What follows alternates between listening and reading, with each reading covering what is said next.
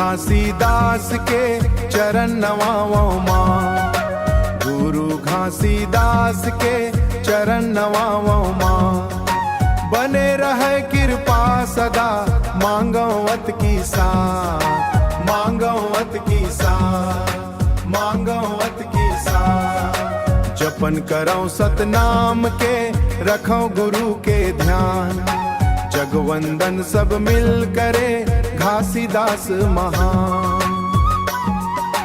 जगवन सब मिल करे नयासी घासीदास महान, घासीदास महान। गुरु घासीदास बाबा, बाबा महिमा घासीदास के गावत है संसार।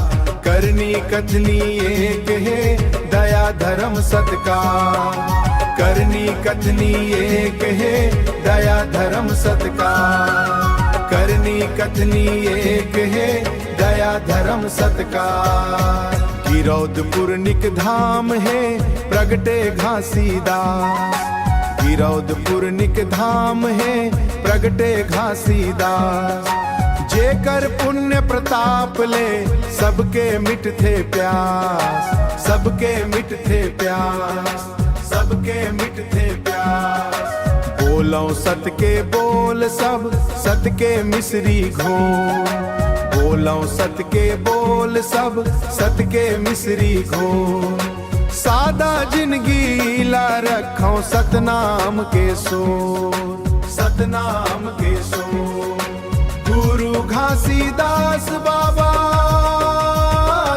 बाबा महिमा घासीदास के गावत है संसार।